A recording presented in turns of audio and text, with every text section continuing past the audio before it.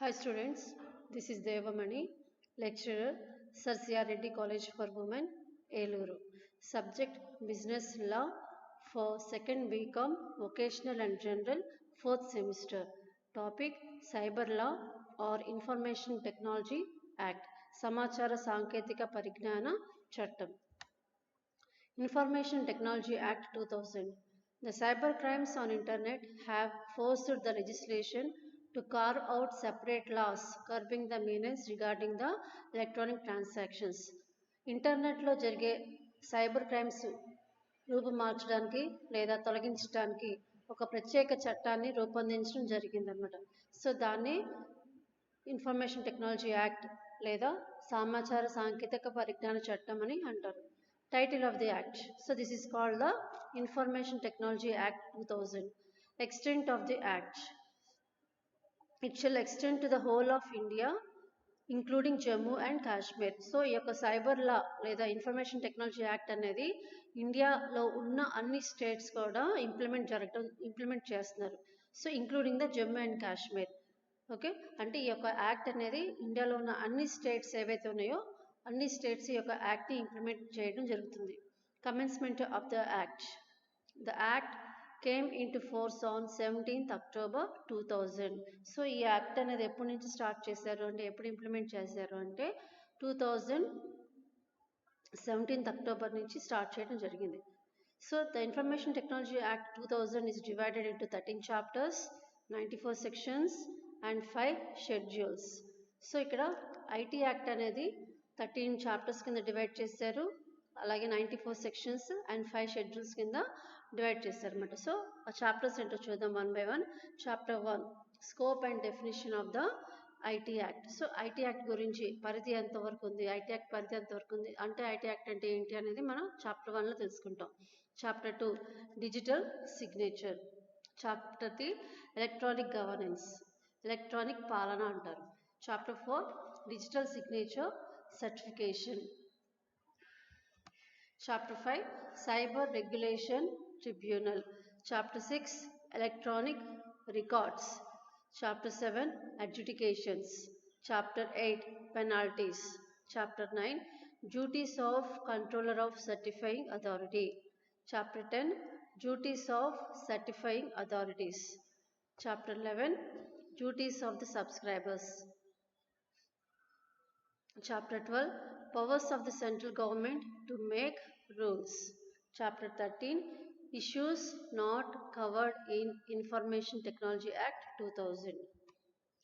Next, Chapter 1 Scope of the Act. The Act extends to whole of India, include the state of Jammu and Kashmir. So ఈ యొక్క information Technology act అనేది మనకి India మొత్తం implement జరిగింది, including the Jammu and Kashmir స్టేట్తో సహా India మొత్తం implement చేయడం జరిగింది. The scope of Information Technology Act 2000 is quite wide. It includes legal recognition of electronic records, legal recognition of digital signatures. Okay, so ఇక్కడ ఐటీ యాక్ట్లో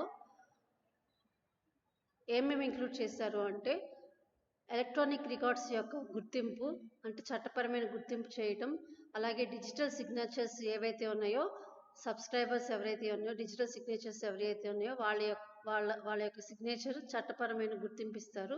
third one authentication and retention of the electronic records, issue of electronic licences by public institutions and government departments. So licence కానీ ఇంకా certificates ఏవైతే ఉన్నాయో అవన్నీ కూడా electronic వైజ్గా issue చేయడం జరిగింది. అంటే మనకి ఎగ్జాంపుల్ మీరు ATM cards, driving licence, PAN cards ఇవన్నీ కూడా ఇస్తున్నారు కదా. సో ఆ విధంగా అంటే ఈ యొక్క లైసెన్స్ కానీ పర్మిషన్స్ కానీ ఇవన్నీ కూడా ఎలక్ట్రానిక్ ద్వారా ఇవ్వడం జరుగుతుంది అనమాట. So next one e governance, electronic పాలన అంటారు. Next one legal framework. So legals అంటే రూల్స్ అండ్ రెగ్యులేషన్స్ ఉంటాయి. Next sixth one appointment power, functions of control of certifying authorities, offences and penalties, cyber appellate tribunal. So ఇవన్నీ ఈ points అన్నీ కూడా మనకి cyber యాక్ట్లో మనకి ఇంక్లూడ్ అయ్యి ఉంటాయి. Next one digital signatures, digital సంతకాలు. Chapter 2 section 3 By affixing one signatures on a document, a party to the contract creates the following. So కాంట్రాక్ట్లో ఉన్న పార్టీస్ ఎవరైతే ఉన్నారో వాళ్ళ యొక్క సిగ్నేచర్స్ ఏవైతే ఉన్నాయో ఆ సిగ్నేచర్స్ని ఎఫిక్స్ చేయటం వలన కాంట్రాక్ట్లో ఉన్న పార్టీస్ వాళ్ళ యొక్క డిజిటేషన్ సిగ్నేచర్ ఇవ్వటం వలన కాంట్రాక్ట్కి ఏ విధమైన గుర్తింపు వస్తుందో చూద్దాం. ఇక్కడ signatures create a permanent record of the transactions between the parties. So వాళ్ళ యొక్క సిగ్నేచర్స్ ఎవరైతే ఉన్నారో ఆ సిగ్నేచర్స్ పెట్టిన రికార్డ్స్ అన్నీ కూడా పర్మనెంట్గా ఉంటాయి అన్నమాట. Next second one, the document becomes a tangible evidence for the parties. So వాళ్ళు ఏదైతే డాక్యుమెంట్ క్రియేట్ చేసి సిగ్నేచర్స్ చేసుకున్నారో అవి it will be evidence to the parties. వాళ్ళకి ఇది ప్రూఫ్ కింద ఉంటుంది, ఇద్దరు పార్టీస్ కూడా ఇది ప్రూఫ్ కింద ఉంటుంది అనమాట. Third one, the signature by virtue of his signatures is identified with the document. So ఇక్కడ సిగ్నేచర్స్ అనేది ఉన్న ఏవైతే ఉన్నాయో ఆ సిగ్నేచర్స్ ఎవరు పెట్టారు అనేది కూడా మనం ఈజీగా ఐడెంటిఫై చేయడానికి అవకాశం ఉంటుంది అనమాట. నెక్స్ట్ ఎందుకని అంటే ఆ సిగ్నేచర్స్ అని డిజిటల్ సిగ్నేచర్స్ అయిపోయినాయి కాబట్టి సో ఆ పర్సన్ ఎవరనేది మనం ఈజీగా ఐడెంటిఫై చేసుకోవచ్చు. Fourth one, the parties on signing the contract remain aware of the consequences of entering into the contract. So కాంట్రాక్ట్లో ఉన్న పార్టీస్ ఎవరైతే ఉన్నారో వాళ్ళు సైన్ చేసే ముందు so before giving the digital signature, so signature చేసే ముందు they have to know the details of the contract. అలాగే కాంట్రాక్ట్ అనేది డీటెయిల్స్ గురించి క్షుణ్ణంగా వాళ్ళు తెలుసుకోవాలి. కాంట్రాక్ట్ ఎందుకు వస్తున్నామో, దేనికి వస్తున్నామో, పర్పస్ ఏంటి, సో వాటి యొక్క డీటెయిల్స్ అన్నీ కూడా వాళ్ళు పార్టీస్ క్షుణ్ణంగా తెలుసుకుని ఉండాలి. Fifth one, the signatures are the stamp of the person's identity. So signatures అనేది ఒక పర్సన్ యొక్క ఐడెంటిటీని మనకి తెలుపుతుంది అనమాట.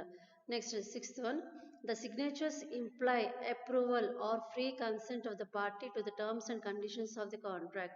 సో సిగ్నేచర్ ద్వారా ఏంటి అంటే కాంట్రాక్ట్లో ఉన్న పార్టీస్ ఎవరైతే ఉన్నారో ఆ పార్టీస్ అందరూ కూడా వాళ్ళ కాంట్రాక్ట్ సంబంధించి రూల్స్ అండ్ రెగ్యులేషన్స్కి వాళ్ళు ఒబే అయ్యి వాళ్ళు ఫాలో అవుతున్నారు అని చెప్పుకోవచ్చు. Seventh one, above all the signatures symbolise the finalisation of the deal. So ఈ యొక్క సిగ్నేచర్స్ అన్ని ద్వారా అంటే ఇప్పుడు మనం చెప్పుకున్న పాయింట్స్ అన్ని ద్వారా మనకి ఏం రికగ్నైజ్ చేసుకుంటాము అంటే ఏం తెలుసుకుంటాము అంటే వాళ్ళు డీల్ ఏదైతే ఉందో ఆ డీల్ అనేది ఫుల్ ఫ్లెడ్జ్గా కంప్లీట్గా పర్ఫామ్ చేసుకోవచ్చు అని మనం ఈజీగా తెలుసుకోవచ్చు. So this is the digital signatures. Next, electronic signatures.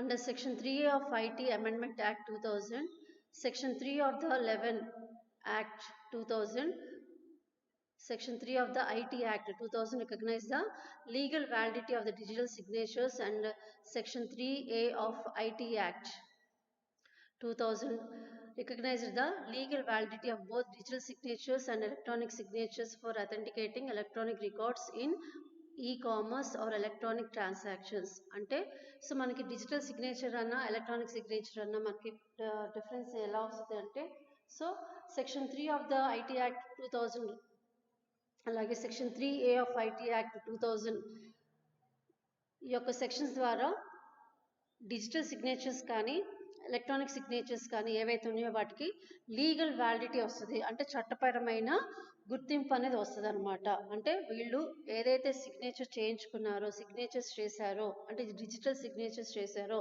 So ఆ సిగ్నేచర్స్కి వాళ్ళకి చట్టపరమైన గుర్తింపు అలాగే ఆ యొక్క సిగ్నేచర్ అనేది వ్యాలిడ్ అవుతుంది అనేది వాళ్ళకి వస్తుంది అనమాట. అలాగే ఈ యొక్క సిగ్నేచర్స్ అనేది ఏవైతే ఉన్నాయో అంటే అందులో కాంట్రాక్ట్ ఉన్న పార్టీస్ లేదంటే సబ్స్క్రైబర్స్ యొక్క డిజిటల్ సిగ్నేచర్స్ ఏవైతే ఉన్నాయో సో అవి ఎక్కడ ఉపయోగించుకుంటారు అంటే ఎలక్ట్రానిక్ కామర్స్ ఈ కామర్స్ దగ్గర లేదంటే ఈ ట్రేడింగ్ దగ్గర ఉపయోగించుకుంటారు. అలాగే ఎలక్ట్రానిక్ ట్రాన్సాక్షన్స్ జరిగేటప్పుడు కూడా ఈ యొక్క డిజిటల్ సిగ్నేచర్స్ అనేది వాళ్ళకి ఉపయోగించుకుని ఆ సిగ్నేచర్స్కి వాళ్ళకి చట్టపరమైన వ్యాలిడిటీ అనేది లీగల్ వ్యాలిడిటీ అనేది వాళ్ళకి వస్తుంది అన్నమాట. Next, an electronic signature includes digital signatures as well as digitized images of paper-based signatures and type notations. So, ఈ యొక్క ఎలక్ట్రానిక్ సిగ్నేచర్స్ ద్వారా ఏవైతే డిజిటల్ సిగ్నేచర్స్ ఏవైతే ఉన్నాయో ఎలక్ట్రానిక్ సిగ్నేచర్ అయినా డిజిటల్ సిగ్నేచర్స్ అయినా సో ఈ యొక్క సిగ్నేచర్స్ ద్వారా వాళ్ళకి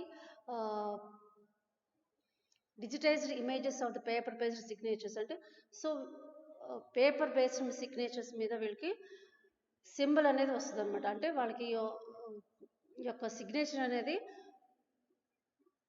పర్సనల్గా చేయకపోయినా సరే, అంటే పర్సనల్గా వాళ్ళు డిజిటల్గా సిగ్నేచర్ చేయకపోయినా, సో ఈ యొక్క సిగ్నేచర్స్ ద్వారా వాళ్ళ యొక్క ట్రాన్సాక్షన్స్ అన్నీ కూడా కంప్లీట్ చేసుకోవడం అనే అవకాశం ఉంటుంది. సో